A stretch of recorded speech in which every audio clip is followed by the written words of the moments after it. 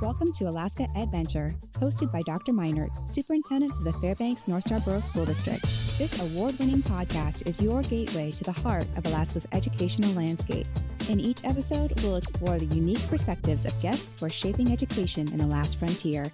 Join us on Alaska EdVenture as we share the insights and inspirations found in Alaska's K-12 classrooms. Welcome back to the Alaska EdVenture podcast. I'm Dr. Meinert, Superintendent of the Fairbanks North Star Borough School District. And today I have two board members, and we're going to talk about legislative priorities. The Alaska Legislature is kicking off their legislative session next week. And our board and our legislative committee have been hard at work discussing what our priorities are for this upcoming legislative cycle, and really excited to have that conversation with my guest today. So I'll turn it over to our board president, Bobby Burgess, to introduce himself and talk a little bit about the process so far to getting to this point. Yeah, thanks. I'm Bobby Burgess, board president. Been on the board. This is my third year now of my first term. I'm excited to talk about legislative priorities today because it really is an important aspect of what we do to advocate for our students. So this process really starts with administration and the community. We involve the community along the way. We have a legislative committee that is composed of all of the board members and then representatives from the community, including parents and other community members in our district. And so it's that committee that really develops these priorities and takes it forward so that the whole board can approve it. And then we use these as talking points so that we can all advocate on the same page when we're talking to our legislators in Juneau. Excellent. Well, welcome to the show, President Burgess. Glad to have you here today. And Morgan, we'll kick it over to you for a quick introduction. All right. Well, I'm Morgan Dulian. I'm on the board. This is my second year. And I am the board clerk, which means that I'm also the chair of the legislative committee. And really the legislative committee, the reason why do we talk about the legislator? Why do we even why is this even a focus of the school board, right? Like, we're supposed to be focused on what's happening in the classrooms and the schools. We focus on the legislature because that's where the majority of our money comes from. Mm-hmm. So making sure that legislators understand that when they are investing in our school district, these are the outcomes that they can expect. That is absolutely what we're doing here. We're also asking them to make targeted investments, look at different policies that are going to drive student success and drive attendance increases and drive those things that mean the most, not only to our students, our educators, also our families. So I'm happy to be here and looking forward to this conversation. Yeah, absolutely. And I'm glad you talked about the policy improvements. One of the policy improvements that we've talked a lot about with our Alaska legislature is the Alaska Reads Act. And we've shown tremendous growth here in our district and districts across the state in their reading proficiency levels. And that was one of those policy improvements that the legislature made. One of our legislative priorities, we're going to dive into our list and the way it's structured, is supporting student achievement. And Morgan, could you talk a little bit about SB 113 and kind of our ask around support for career and technical education, and then the Alaska Reads Act? Yeah, so SB 113 is a really interesting bill. The governor vetoed it. So that means that it's going to go back to the legislature and for a chance to override it. But they have to override it within the first 5 days of the legislative opening up. And so this is going to be something that's right out of the gate, hot out the doors. They're going to look at this. SB 113 would give us critical funding for not only career and technical education, but also the Alaska Reads Act. So it's targeted, it's focused. We know that it's going to drive student achievement and help students achieve greatness, not only in reading, but also in getting them career ready for Alaskan jobs, which is going to help our economy. So this SB 113 is a bipartisan bill that has gained a lot of bipartisan support. So we're hoping to see that override in the first couple days of the session. Absolutely. And on the podcast, we've talked a lot about the Alaska Reads Act in the last 3 years and how that hasn't come with funding. Like, we've seen tremendous growth, but I think it served as a pilot for the state. A lot of time legislators talk about they want to invest in things that have worked. And we're showing throughout the state and our district that this is something that has worked. And so now we'd like to see the investment behind it to ensure that all of our students are strong readers as they leave our schools. Bobby, there's also a couple other items in that support student achievement category in our legislative priorities. Could you talk a little bit about special education or class sizes? Sure. Yeah. So the bill that the legislature passed last year to increase education funding included some policy improvements as well, and that included class size targets. Basically, asking districts to target a reasonable class sizes. That's something that we support, knowing that class sizes can be tied to student achievement. But we haven't been able to make those targets because of funding in the past several years. Yeah, they set those class sizes in elementary school at 23 and at the secondary level, which in the bill included middle and high school at 30. And so currently our class sizes are well over those averages. In elementary school, it's at 26, and middle school at 29, and high school at 32. And so as we've talked to the legislature in the past, one of the things we've said is if we get additional funding, it's going to go right back into the classroom. We want to hire more teachers. We want to bring our class sizes down. We know students succeed at higher rates in smaller classes. We know teachers are able to build better relationships with students and families in smaller class sizes, and behaviors are better. When you're in a class of potentially 40 in high school, which we see pretty regularly through some of our high schools, one, it's a very small environment to comfortably be in, but also behaviors rise because you're bumping into each other. You don't have that personal space that we'd like to have as learners. And so really bringing down those class sizes is important for our students. Yeah, and I look forward to reducing class sizes. I think it's a great opportunity for us. And I also just want to emphasize it needs to be funded. The funding that was attached to that bill was excellent. It's not as much as we really need to get to where we would like to when it comes to class sizes and other programming that we have for our kids. And I'll touch on the special ed too. That'd be great. We've seen really around the nation an increase in the past several years, increased need for special ed services. And that's true here in our district as well. But federal and state funding has not kept up with that need. So we're looking at asking the legislature to address that, and so that we can really serve all of our students in the ways that we would like to. Yeah, absolutely. And I probably should have led with this at the beginning of the show, but we are extremely thankful for the legislature and the work that they did last year. They did an enormous lift on providing us stable and predictable funding in the base student allocation. Yes. Yeah, I agree. I think we're all very grateful for that work and that it was able to be done in a bipartisan fashion. Lots of support from educators, from the community, from people all around the state to get that done. I could be happier because again, that was a significant increase that we're very grateful for in terms of funding. But in order to meet the buying power that we had back in, say, 2017 or before then, we would need a further increase. And so I'm hoping that there's an appetite for that as well. Yeah, we're hopeful that there's continued increases and targeted investments in areas. And so we do have a section within our legislative priorities titled Targeted Investments for Critical Programs and Student Supports. And Morgan, would you like to kick it off and talk about what are some of those priorities in that section? Yeah, sure. One of the things that we're talking about when we're talking about targeted investments, it's about what are we trying to move the needle on? And one of the things that we're trying to move the needle on nationwide, we know this, it's how do you get students to school? Yes. Post-COVID, we have seen a tremendous rise nationally in absenteeism. And chronic absenteeism is defined as 10% or more, which would be the equivalent of, I think, about 18 days here. Correct. Yep. With our school district. So if a student is missing 18 days or more, we know that they are missing a lot. And then what they're missing is really a foundation to help them succeed when they become adults. It's a foundation to success. We can't do anything unless they're in school. So some of the targeted investments that we have are around how do we get students to school?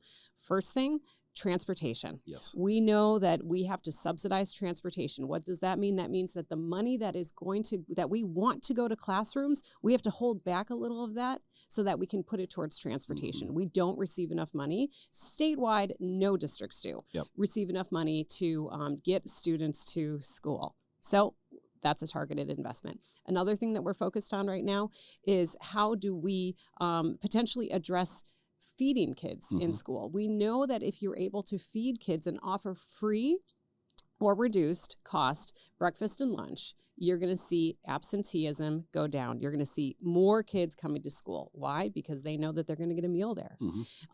So there's a couple different bills that are being explored in the world of transportation and also in the world of feeding kids that could potentially help us address with those targeted investments chronic absenteeism, which we know is directly tied to increasing student outcomes. Absolutely. And we did record a deep dive on HB 12, which is Representative Dybert's bill to provide all students with free meals across Alaska. And so I believe this legislative priority podcast will come out first, but if you're interested in hearing more about that, that'll come out the next week. And so we go into that, and it follows on the footsteps of legislative action in many other states that passed with bipartisan support. So we're hopeful that people across the aisles will get together and rally for that, because I think it would be a tremendous attendance driver. We know in our state that's one of the priorities of the State Board of Education is to improve attendance in our state, and what a better way to make sure that all of our students are properly fed.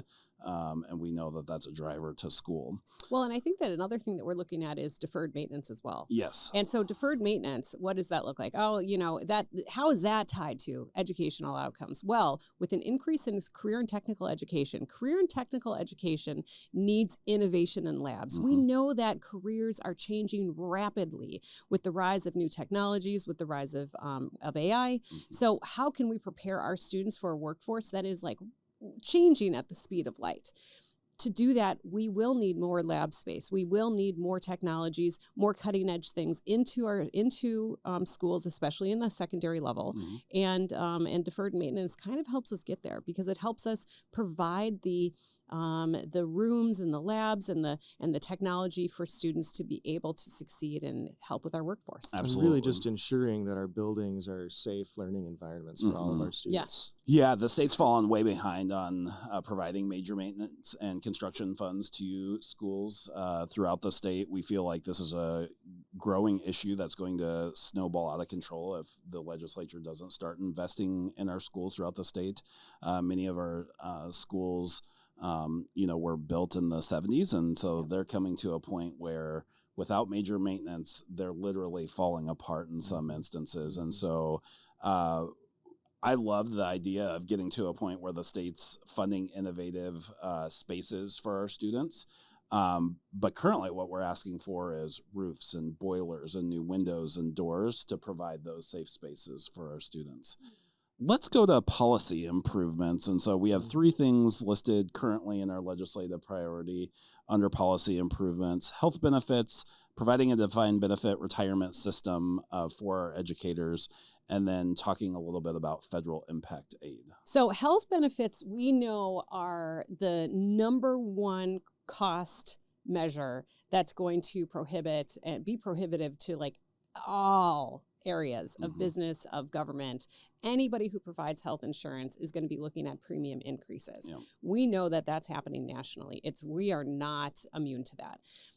So as a state, one of the things that is being looked at right now is pooling together as a state and allowing school districts to potentially opt into Alaska Cares, which is a pooling mechanism for health benefits. Could that drive costs down? We are pretty sure that it could. Could that benefit our districts? Possibly, but giving us the option to opt in would be fantastic. So that is a policy thing that the legislature is looking at, and we are hopeful that we can help support those. Absolutely.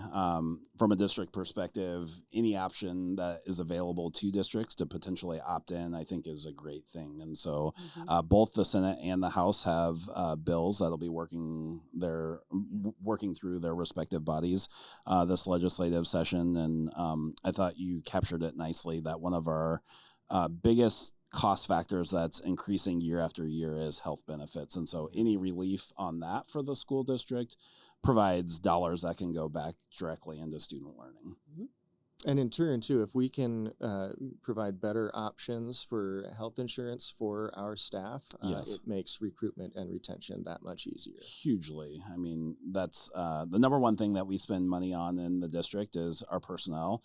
And we're in an environment nationwide that we're competing for great educators. And I feel like we have the best and brightest here in Fairbanks, and we want to continue to recruit and retain the educators that we have, and good health benefits, strong health benefits with low premiums, low deductibles go a long way to doing that. And one of the interesting things about Alaska for our new teachers coming into the state is that there is not a defined benefits retirement system for them.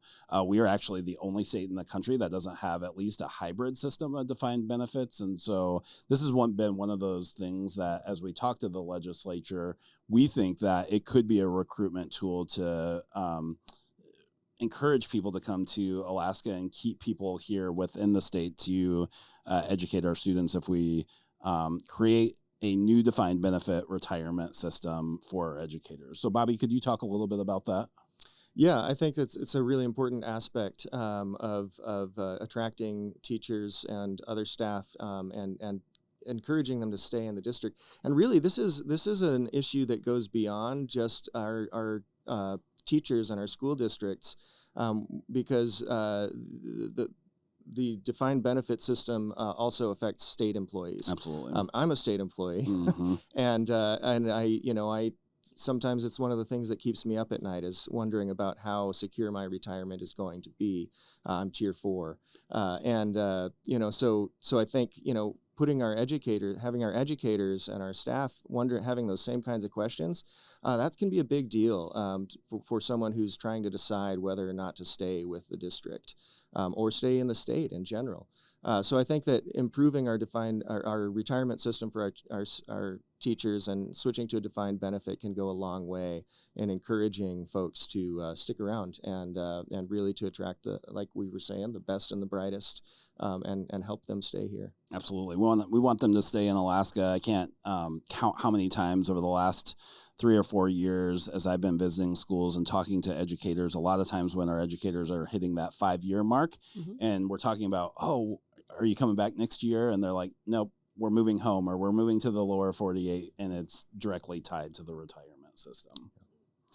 The other bulleted item in that policy improvement list is federal impact aid. And curious if one of you could talk a little bit about the challenges we've been having with federal impact aid and potentially how the legislature could dive into that conversation for us. Yeah, sure. So federal impact aid, for folks who maybe aren't aware of it, is money that we get from the federal government that is meant to offset the reduction in tax revenue that we would get from federally owned lands, mm-hmm. within our district.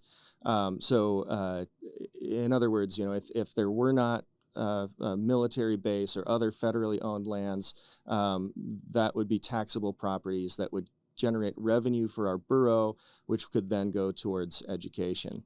But in Alaska, Alaska is the last state to take advantage of what they call the disparity test, which is a way that they can that the state can withhold some of that funding that goes to districts with federal lands, and so because of that, we actually have seen a less federal impact aid in our district, along with some of the other big districts in the state, which really affects the quality of education that we can provide by reducing our funding.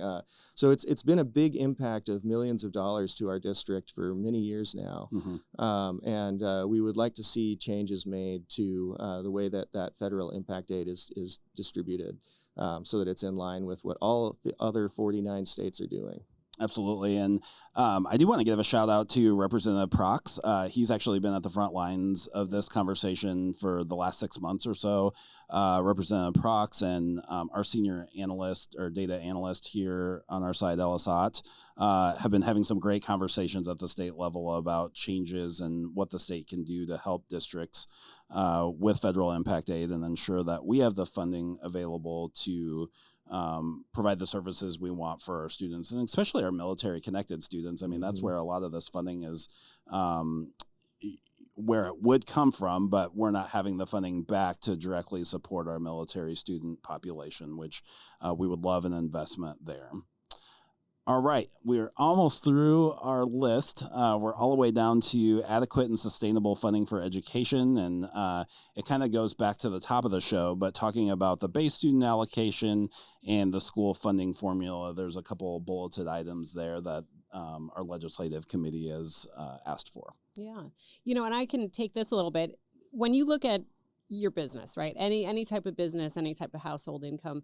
When you're looking at a budget, you know that year over year costs do this, right? This is just natural. It's inflation. It's the changing costs of, I mean, they just level up. And so every single year as a school district, we are looking at increasing costs. Those could be from technology use. Those could be from curriculum. Those could be from, of course, majority of our funds of our budget is personnel costs, over 85%. 87%. 87%. Yeah. Wow. So over 87% of our total budget is personnel costs. And we know that those increase every single year, especially with healthcare this year. Absolutely. Yep. So one of the things that we're looking at is when we have increases to education funding, when we have those increases, they're really eaten up very quickly from the inflation, the inflationary costs that we are having to deal with in our budget. So looking at education funding and trying to inflation-proof it, really what we're asking for is just a responsible way of looking at funding education. Instead of saying every single year you're only going to get this, well, why not inflation-proof it like other state agencies are receive that too? Absolutely. I mean, I think you nailed it on the point there. They call it a status quo budget for almost every other department within the state of Alaska. And what that means is they look at the inflationary pressures that have impacted that department. And the status quo budget actually does provide a slight increase for that department. Unfortunately, they haven't done that in education for quite some time. It used to be historically that school districts could count on a $50 or $100 or $150 BSA increase every year. So you knew that there was going to be a little bit on top of what is currently in the BSA to plan for some of these rising costs. But our state hasn't done that for quite some time. We're super thankful for the big increase of the $700 BSA increase, but that increase was needed because they hadn't kept up year after year. And so what we're calling for is to inflation-proof it and make it more predictable for school districts in the future. Yeah. Which arguably is better for everyone. If we know, if the legislature and the state knows that this is a commitment in their budget, then it's covered already. And we don't have to go through these big back and forths or wait for many years and then have a bigger ticket item that's necessary in order to keep schools going. Absolutely. And so as we kind of wrap this up and put a bow on it, what would you synthesize the conversation down for folks? What would be the call to action for our legislators and the movement we would like to see for the supporters of public education here in Fairbanks? Yeah, I'll start. I think that the big thing is that when you look holistically at the state of Alaska, we know that as a state, we're also under tremendous financial pressures. Absolutely. We don't have the money as a state necessarily to support all the things that are important to Alaskans, like a full PFD, like fully funding education. We don't have that money. So when legislators, if we're looking at like the root problem, we can continue to fight every single year, right? We can continue to say it's going to be education or it's going to be a PFD. But that's not good. That is not good. When legislators are bold enough to come forward with revenue generating ideas and I'm not just talking about taxes. Mm-hmm. I'm talking about relooking at how we structure our oil tax revenue, right? And I know I just said taxes, but it's not necessarily a tax on the people who are living here, but on the corporations that are operating within Alaska, which we also need. We need that revenue. We need those industries because we are a resource-rich state. So when we have legislators that are looking at, maybe there's a different way that we could keep more dollars per barrel in Alaska, what that actually means is that we are then relieving some of the pressure of this infighting between constitutionally mandated state services like education or a PFD or corrections, Department of Corrections, or public safety. So we should support our legislators in exploring sustainable fiscal planning. Yes. And I know that sounds so boring. And it also is really scary to talk about because, you might not know necessarily what that means. What that means is let's look at different ways to bring more revenue into our state so that we don't necessarily have to have this infighting every single year. And if our legislators can pass sustainable fiscal plans for this state, that means that we won't necessarily have to be at this in this boxing ring every single year. Love it. Yeah, I think you summarized that nicely. I think what the state really needs, what the legislature needs to explore is how do we fund everything that they are obligated to fund. And I can feel the pain of seeing the budget as it is, and it looks slim. But we need to support that creativity to look for other revenue streams and grow the pie instead of trying to take smaller slices out of it for everything that we need to fund. It's not sustainable to continue to cut or to be basically having different departments or different interests arguing over the scraps. We need more than scraps. We need our state to be adequately funded.